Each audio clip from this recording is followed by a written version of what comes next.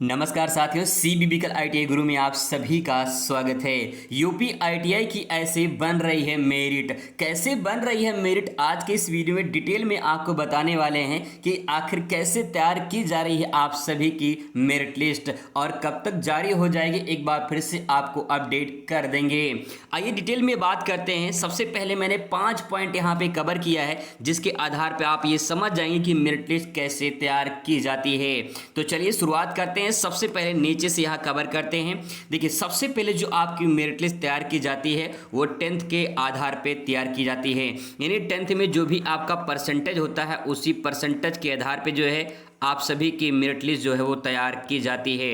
जो भी आपका परसेंट होता है उसी परसेंट के आधार पे जो है बनता है। तो पहला पॉइंट ये है कि आपका जो है 10th में कितना परसेंट है, ये सबसे बड़ा मायने रखता है। जो भी आपका परसेंट होता है उसी परसेंट को जो है सबको कलेक्ट किया जाता है और देखा जाता है किस ज़िले में कितना हाईएस्ट परसेंट वाले जो है अप्लाई किए हैं। मान लेते हैं कहीं पे जो है 90% वाला हाईएस्ट होगा, कहीं 80% वाला हाईएस्ट होगा, तो कहीं 60% वाला भी हाईएस्ट हो सकता है ना। तो कहने का तात्पर्य दोस्तों ये है कि आपकी 10th में जो भी परसेंटेज है उस परसेंटेज को निकाला जाता है। मतलब आप तो आपने फॉर्म भरा होगा, उसमें परसेंटेज आपने लिखा होगा और उसी के आधार पर जो है आपकी मेरिट लिस्ट जो है वो तैयार की जाएगी। पहला पॉइंट।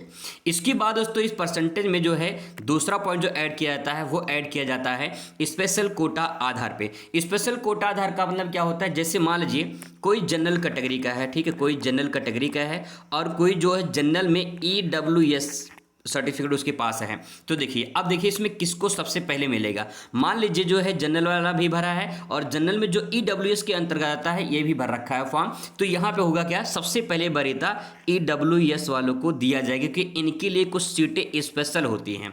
ठीक है, जैसे मान लीजिए कहीं पे जो है जनरल की 10 सीटें हैं तो वहाँ पे उसमें से जो है 5 सीटें जो है ईडब्ल्यूएस के लिए जो है रिजर्व रखा जाता है। तो ये आरक्षण होता है, एक तरह से देखा जाए स्पेशल जो कोटा होता है उसके आधार पे। और देखिए, कोई अगर आपके पास खेल जैसे राज्य स्तरीय का खेल सर्टिफिकेट है ना, खेल प्रमाण पत्र है, तो आपको इस खेल का जो सर्टिफिकेट लगाते हैं उसके आधार पर जो है आपको छूट मिल जाता है। ठीक है, ये स्पेशल कोटा हो गया। दूसरा, अगर आपका सरकारी आईटीआई में कोई जो है आपके परिवार में माता पिता भाई बहन कोई भी है तो आपको उसमें जो है थोड़ा छूट मिल जाता है, वो भी स्पेशल कोटा हो गया। ठीक है, अगर देखिए कोई स्वतंत्रता सेनानी में है तो उसको भी जो है यहाँ पे छूट मिल जाता है। तो यहाँ पे जैसे जिसको फ्रीडम फाइटर बोलते हैं, तो यहाँ पे ये स्पेशल कोटा हो गया। इसके आधार पे आपको जो है मेरिट लिस्ट बनता है। तो देखिए, जैसे मान लीजिए किसी का जो है 60% है तो अगर वो स्पेशल कोटा लगा देता है, तो अगर किसी का मैंने 70% है, अब आप कहोगे कि इसमें 70 में से 60 में से अगर किसका आएगा तो नाम आएगा 70 वाले का। लेकिन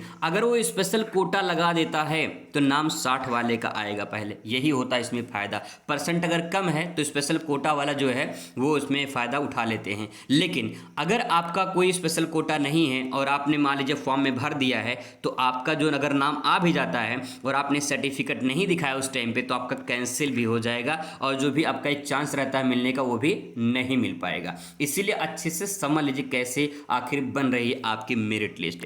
इसके बाद दोस्तों बात करते हैं, यहाँ पे 2 पॉइंट हम लोग कवर कर चुके हैं। अब बात करते हैं विकास खंड के आधार पर। देखिए, विकास खंड, गृह विकास खंड जो होता है, गृह जो तहसील होता है, गृह तहसील के आधार पर आपने फॉर्म भरा होगा। ठीक है, तहसील के आधार फॉर्म भरा होगा। अब गृह जो है आपने अपने जिला के आधार पर फॉर्म भरा होगा। ठीक है, यहाँ पे होता क्या है, जो भी आपके गृह विकास खंड में जो भी गवर्नमेंट आईटीआई कॉलेज होते हैं सबसे पहले प्राथमिकता आपको वहाँ पे दी जाती है।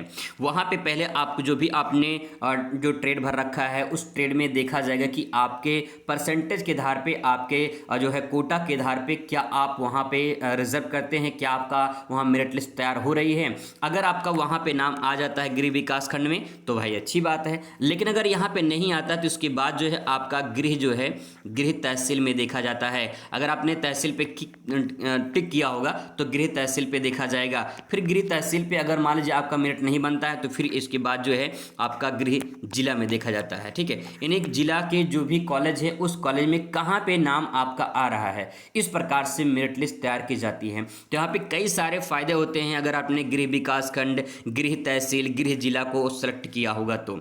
इसके बाद गृह राज्य है। तो देखिए, राज्य का मतलब यहाँ पे गृह राज्य का मतलब ये हो गया, अगर कोई यूपी का निवासी है और कोई मान लीजिए जो है बिहार का निवासी है, अगर बिहार वाला यूपी में फॉर्म भरा है तो सबसे पहले जिस जगह पे भरा हो, ठीक है, जिस कॉलेज में भरा है वहाँ के निवासियों को पहले वरीयता दी जाएगी। अगर वहाँ सीटें बच जाती हैं तब बिहार वालों को वरीयता दिया जाएगा। ये इस पे जो है होता है, चाहे बिहार के हों, उत्तराखंड के हो, पंजाब के हों, हरियाणा को हो, मध्य प्रदेश के हों, किसी भी स्टेट को हों, सबसे पहले वरीयता यूपी वालों को दिया जाएगा, फिर इसके बाद अन्य स्टेट वालों को दिया जाता है। ये तो बात हुई गृह विकास खंड के आधार पर भी मेरिट आपकी तैयार की जाती है। इसके बाद दोस्तों सबसे इंपॉर्टेंट ट्रेड और कॉलेज होता है।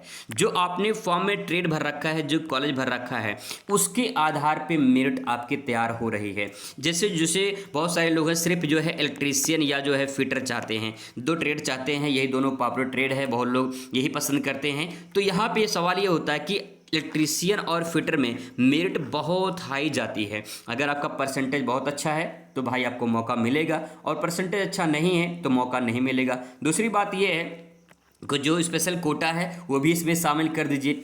परसेंटेज प्लस स्पेशल कोटा, ये दोनों आप शामिल कर दीजिए, ठीक है। और इसके बाद जो है आपका जो गृह विकास खंड है ये भी देखा जाएगा। फिर इसके बाद आता है ट्रेड और कॉलेज। जिस कॉलेज में आपने जो ट्रेड भर रखा है उसमें कितना मेरिट हाई गया है। जैसे मान लीजिए कोई 90% वाला भर दिया है, कोई जो है 95% वाला भर दिया है, कोई जो है 92% वाला भर दिया है, कोई 80% वाला भरा है, कोई 70% वाला भरा है, कोई 65% वाला भरा है। सबकी अलग अलग मेरिट बनेगी यहाँ पे, ठीक है। अब देखिए वरीयता किसको मिलेगा, सबसे पहले 90 वालों को मिलेगा, 55 वालों को मिलेगा, 92 वालों को मिलेगा, ठीक है। लेकिन अगर आप स्पेशल कोटा आपके पास है या फिर जो है आप कोई और जो है सर्टिफिकेट आपके पास है, खेल से संबंधित वगैरह है, तो आपको मौका मिल जाएगा। ये इसमें फ़ायदा होता है, ठीक है। तो ट्रेड और कॉलेज के आधार पे भी मेरिट आपकी तैयार की जा रही है। इसके बाद दोस्तों आता है यहाँ पे लास्ट पॉइंट, कैटेगरी के आरक्षण के आधार पे।